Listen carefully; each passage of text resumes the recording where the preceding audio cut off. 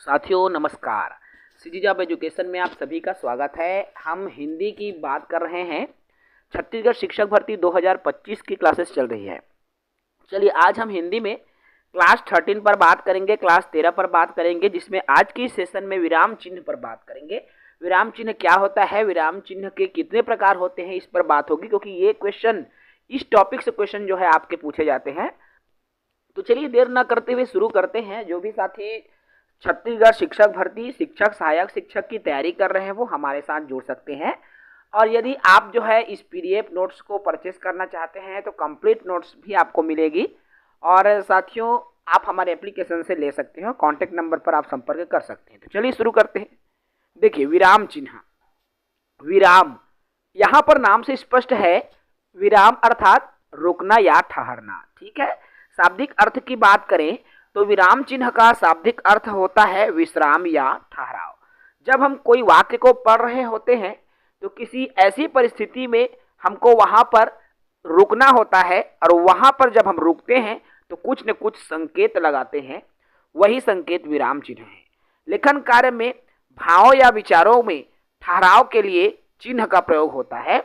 और विराम चिन्ह की जब बात आती है तो कामता प्रसाद जी के अनुसार विराम चिन्ह की संख्या 20 बताई गई है। याद रखना, मोस्ट इंपोर्टेंट है। श्री कामता प्रसाद जी के अनुसार विराम चिन्हों की जो संख्या है 20 बताई गई है। और इसके अनुसार पूर्ण विराम जो होता है उस पूर्ण विराम को छोड़ करके सभी विराम चिन्ह अंग्रेजी भाषा से लिए गए हैं। जो पूर्ण विराम है उसी को अगर छोड़ दिया जाए तो बाकी जितने भी चिन्ह लिए गए हैं वो आपका अंग्रेजी भाषा से लिए गए हैं। और पूर्ण विराम अंग्रेजी में एक छोटी सी पॉइंट लगाते हैं, एक छोटी सी बिंदु लगाते हैं। ठीक है, चलिए तो ये कामता प्रसाद जी के अनुसार विराम चिन्हों की जो संख्या है वो कितनी बताई गई है, 20 बताई गई है। और इन 20 प्रकार के जितने भी विराम चिन्ह हैं मैं इन 20 विराम चिन्हों को एक एक करके आपको बताऊंगा, विथ एग्जाम्पल मैं बताने का प्रयास करूंगा। तो चलिए शुरू करेंगे। देखिए भाई, सर्वप्रथम आता है हमारा पूर्ण विराम, जो आपको स्क्रीन पर दिख रहा है। और पूर्ण विराम जो फुल स्टॉप हिंदी में जब भी हम कोई वाक्य लिखते हैं, जैसे मैंने एक वाक्य लिखा वह छत से गिर गया। ठीक है, आप समझेंगे, वह छत से गिर गया और उसके बाद एक पूर्ण विराम का मैंने चिन्ह लगा दिया। ठीक है, क्योंकि वाक्य पूरा हो गया तो ये विराम, ये जो चिन्ह है वो पूर्ण विराम कहलाता है। दूसरा आता है उपविराम। उपविराम में आपको स्क्रीन पर दिख रहा है एक छोटा सा ऐसा बिंदी टाइप का रहता है। और ये कैसे, किस वाक्य में, किस प्रकार के वाक्य में आएगा, देखिए शिक्षक ने कहा कल समय पर आना है। देखो शिक्षक ने क्या कहा, शिक्षक ने कहा, जैसे ही कहा हमने लिखा उसके बाद ये एक उपविराम लगा दिए, फिर समय पर आना है। उसके बाद अगला जो वाक्य है तो ये दो बिंदी जो आपको दिख रहा है ये उपविराम कहलाता है। अर्धविराम तीसरा आता है आपका। तो अर्धविराम, अर्धविराम का चिन्ह देखिए आपको यहाँ स्क्रीन पर दिख रही है। और चिन्ह को याद रखना है क्योंकि चिन्ह ही पूछा जाता है। क्योंकि मैं एग्जाम्पल के रूप में इसलिए समझा रहा हूं ताकि आपको अवधारणा क्लियर हो जाए विराम चिन्हों की। ठीक है, तो देखिए अर्धविराम है, ठीक है, ये सुधार लेंगे। तीसरा अर्धविराम है। और अर्धविराम के चिन्ह की बात करूं, जैसे आज बारिश हो रही है इसलिए मैं छाता ले जा रहा हूं। आज बारिश हो रही है, उसके बाद ये वाला अर्धविराम आप लगाओगे, उसके बाद अगला इसलिए मैं छाता ले जा रहा हूं। ठीक है, चलिए चौथा आता है आपका अल्पविराम। अल्पविराम कब लगाते हैं, जब संज्ञा है, दो या दो से अधिक संज्ञा आपस में उपयोग हो रहा है। संज्ञा नाम जैसे कहा मैंने से राम, श्याम, मोहन, तो राम के बाद अल्प, श्याम के बाद अल्प विराम। इस तरह से आपको अल्प विराम का चिन्ह यहां पर हम लगाते हैं। पांचवा है प्रश्नवाचक चिन्ह। प्रश्नवाचक का तो सभी जान रहे हैं, तुम्हारा घर कहाँ है, तुम्हारा क्या नाम है, तुम किसके साथ रहते हो, तुम कौन सी कक्षा में पढ़ते हो। तो ये जब कोई भी वाक्य प्रश्न के रूप में होता है तो वहां पर प्रश्नवाचक जो चिन्ह है वो लग जाता है। छठवां आता है हमारा विस्मयादि बोधक। अब विस्मय मतलब होता है यहाँ आश्चर्य, विस्मय मतलब क्या होता है? आश्चर्य। चाहे वो आश्चर्य किसी फल को खाने से आए, चाहे वो आश्चर्य किसी आश्चर्यचकित स्थिति से आए, तो वहां पर विस्मयादि बोधक का चिन्ह लगता है। जैसे अरे यह कितना सुंदर है ना? अरे के बाद में आप ये वाला जो चिन्ह लगाओगे, ये विस्मयादि बोधक चिन्ह कहलाएगा। सातवां है आपका उद्धरण या अवतरण चिन्ह। तो उद्धरण या अवतरण चिन्ह आपको जो स्क्रीन पर दिख रहा है, इस प्रकार के चिन्हों को उद्धरण चिन्ह या अवतरण चिन्ह कहा जाता है। और ऐसे चिन्ह कब लगता है? जैसे मैंने कहा कल छुट्टी है। देखो, कल छुट्टी है उसने कहा, तो कल छुट्टी है ये जो वाक्य है, ये उद्धरण चिन्ह के अंदर रहेगा। उसके बाद जो अगला शब्द, अगला वाक्य है, उसने कहा, ये आ जाएगा। ठीक है, तो ये उद्धरण चिन्ह इस तरह से लगता है। उसके बाद आठवां आता है योजक, संयोजक या समासिक चिन्ह। अब ये जो योजक चिन्ह है, जैसे हमने कहा माता पिता। अब माता पिता जब हम लिखते हैं, एक बीच में चिन्ह लगाते हैं, इसी चिन्ह को क्या कहा जाता है? योजक चिन्ह या संयोजक चिन्ह कहा जाता है। नौवां आता है दोस्तों निर्देशक चिन्ह। और निर्देशक चिन्ह ये कब लगेगा? यहां पर ये सेंटर में रहेगा, याद रखना ना, किनारे में नहीं रहता है, बीच में रहता है। तो अध्यापक, देखो जैसे मान लीजिए श्याम कुछ बोल रहा है, श्याम अगर किसी को कुछ श्याम जैसे बोल रहा है, क्या बोल रहा है? किसी से पूछ रहे हैं, मान लो तुम्हारा क्या नाम है, तो श्याम के बाद एक चिन्ह लगा रहता है, ठीक है, जो निर्देशक चिन्ह कहलाता है। उसके बाद आता है विवरण चिन्ह। 10वां नंबर में आता है आपका विवरण चिन्ह।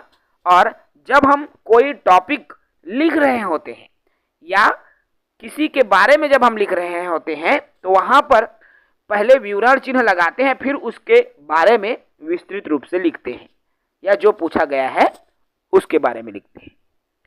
तो ये विवरण चिन्ह जो है, जैसे मैंने कहा पुरुषार्थ 4 है। अब पुरुषार्थ 4 है लिखा, 4 है के बाद मैं क्या कर सकता हूं? यहां पर विवरण चिन्ह लगा सकता हूं। उसके बाद चारों पुरुषार्थ, धर्म, अर्थ, काम, मोक्ष, चारों को मैं लिख सकता हूं। तो ये आपका क्या हो जाएगा? विवरण चिन्ह हो जाएगा। उसके बाद है कोष्टक चिन्ह। कोष्टक चिन्ह को तो सभी जानते हैं, ठीक है। जैसे मैंने कहा धर्मराज धर्म के रक्षक थे, ठीक है, मैंने लिखा धर्मराज। अब यहां मेरे को ये पता है धर्मराज किसको कहा जाता है? युधिष्ठिर को कहा जाता है। तो मैं धर्मराज के बाद ब्रैकेट में युधिष्ठिर भी लिख सकता हूं, ठीक है। धर्मराज कोष्टक में युधिष्ठिर क्या थे? धर्म के रक्षक थे। तो इस तरह से कोष्टक का उपयोग किसी भाषा के रूप में, हिंदी के रूप में होता है। 12वां है इसमें विस्मरण या हंसप्रद या त्रुटि बोधक। जब हम कोई वाक्य लिखते हैं और वाक्य लिखने के दौरान त्रुटि करते हैं, किसी प्रकार से हमसे अगर त्रुटि हो जाता है, तब वह लिखा जाता है इस तरह का संकेत। जैसे मैंने एक लिखा राम जाता है। अब यहां पर मैं ये लिखना भूल गया घर शब्द, तो यहां पर मैं त्रुटि बोधक चिन्ह लगा दूंगा, और त्रुटि बोधक चिन्ह लगा करके मैं लिख दूंगा ऊपर में घर। तो ये त्रुटि बोधक क्या यहां पर इंगित कर रहा है कि राम घर जाता है। तो इस तरह से त्रुटि बोधक चिन्ह को लिखा जाता है। उसके बाद में आता है लाघव चिन्ह या संकेत चिन्ह। प्रायः आप ऐसे चिन्ह अक्सर देखे होंगे। और लाघव चिन्ह कब लगता है? जब किसी भी शब्द को शॉर्ट फॉर्म में लिखना हो, उसका लघु रूप में जब हम उसको लिखेंगे, तो लाघव चिन्ह का उपयोग करके हम उसको शॉर्ट फॉर्म में लिख सकते हैं। जैसे हमको डॉक्टर नहीं लिखना, डॉक्टर के बजाय केवल डा लिखना है और नीचे में लाघव का चिन्ह लगा देना है, तो ये हमारा क्या हो जाएगा? डॉक्टर हो जाएगा। ऐसे ही उदाहरण में उदा लिख के हम लगा सकते हैं, कृपया में क्री लिख के लगा सकते हैं, उत्तर में उ लिख के लगा सकते हैं, पृष्ठ में प्री लिख के लगा सकते हैं। तो ये लाघव चिन्ह है जो हम अक्सर समय की बचत के लिए भी उपयोग कर लेते हैं। अगला है लोप चिन्ह। लोप चिन्ह जो आपको दिखाई दे रहा है, जैसे आप बहुत अच्छा, फिर लोप चिन्ह। अब उस लोप चिन्ह में आप कुछ भी रख सकते हो, जो खाली स्थान जैसे बोल देते हैं ना, अक्सर वही लोप चिन्ह है। ठीक है, चलिए 10वां देखिए, दीर्घ उच्चारण या प्लुत चिन्ह। जैसे एस एस एस जैसे दिखाई देता है हमको ये चिन्ह, ये दीर्घ उच्चारण या प्लुत चिन्ह कहलाता है। जैसे कोई गाना गाते हैं, है ना, तो अक्सर जब उस गाना को लिखा जाता है तो जैसे आ एक लंबा स्वर आता है ना, तो वो उसमें इस तरह से एस एस जैसे उसको लंबा कर दिया जाता है। तो यही क्या कहलाएगा, दीर्घ उच्चारण या प्लुत चिन्ह कहा जाता है। ठीक है, अगला देखो, पुनरुक्ति या अनुरुक्ति चिन्ह। पुनरुक्ति या अनुरुक्ति चिन्ह क्या होता है, आपको स्क्रीन पर दिख रहा है। इस तरह के जो चिन्ह पुनरुक्ति चिन्ह कहलाता है। अगला आता है टीका सूचक। अब टीका सूचक जो चिन्ह होता है, जिसमें आपको यहाँ अनेकों प्रकार के चिन्ह दिखाई दे रहा है, ये चिन्ह टीका सूचक में आएगा। और जैसे कलकत्ता भारत का महत्वपूर्ण शहर है, मैंने कहा, तो शुरू में उस सेंटेंस को करने से पहले यहाँ पर टीका सूचक चिन्ह लगा दिया जाता है। उसके बाद उस कहना चाहिए वाक्य को लिखा जाता है, फिर कलकत्ता भारत के एक सुंदर या महत्वपूर्ण शहर है। ठीक है, तो इस तरह से टीका सूचक चिन्ह को लगाया जाता है। रेखा चिन्ह, और रेखा चिन्ह आपको दिखाई दे रहा है, एक रेखा के रूप में ये चिन्ह रहता है। तुल्यात्मक चिन्ह हो गया 19। देखो, तुल्यात्मक चिन्ह में कंपेयर करने के लिए ऐसे चिन्ह लगाए जाते हैं, जिसे तुल्यात्मक चिन्ह कहा जाता है। और अथवा 20 नंबर में है अथवा। अब अथवा का चिन्ह लगाते हैं, तो इसमें अक्सर ये ज्यादा उपयोग होता है अथवा का चिन्ह। और अथवा का चिन्ह में जैसे लड़का आबलिक लड़की, यही आबलिक जो हम बोलते हैं ना, यही अथवा है। ठीक है, अर्थात लड़का या लड़की दोनों में से कोई सा भी हो सकता है, इस तरह से अथवा में। ओके, 21वां नंबर इसमें देखिए समाप्ति चिन्ह। और समाप्ति चिन्ह जब कोई भी, जैसे हम प्रश्नोत्तर लिखते हैं समाप्त होने के बाद, इस तरह से उस पाठ को समाप्ति करने के लिए हमको समाप्ति वाला चिन्ह लगा देते हैं। अक्सर कभी कभी इस तरह से भी हम लगाते हैं, जबकि सही जो कट मट का निशान लगाते हैं समाप्ति सूचक में, वो गलत है। समाप्ति सूचक हमेशा एक बिंदी के रूप में लगेगा, इस बात का आपको याद रखना है। तो ये हुआ 21। और इसके पहले मैंने अभी कहा था श्याम कि कामता प्रसाद जी ने 20 बताया है, तो ये 21 कहाँ से आ गए सर? तो मैंने जो कहा कि पूरा जो 20 है वो अंग्रेजी से आया हुआ है, लेकिन एक पूर्ण विराम है वो जो है हिंदी का है, इसलिए टोटल जो है 21 मैं इस वीडियो में आपको बताया हूँ। और ये बहुत ही इंपॉर्टेंट है। आपको जो चिन्ह दिखाई दे रहा है, ये चिन्ह पूछे ही जाते हैं 1 नंबर के एक क्वेश्चन, क्योंकि कई बार ये एग्जाम्स में आए हैं। और जहां से प्रश्न आ चुका है ऐसे टॉपिक को छोड़ना मुझे तो बिल्कुल कतई अच्छा नहीं लगता। इसलिए आपको इन टॉपिक्स को, हर एक बिंदु को और हर एक चिन्ह को आपको ध्यान देना है, ये बहुत जरूरी है। तो चलिए इस वीडियो में यही तक रहेगा। अगली वीडियो फिर आएगी, एक नए टॉपिक पर बात करेंगे। और ये 13 नंबर का टॉपिक था, इसमें समास बचा है आपका, मैं समास पर भी बात करूंगा।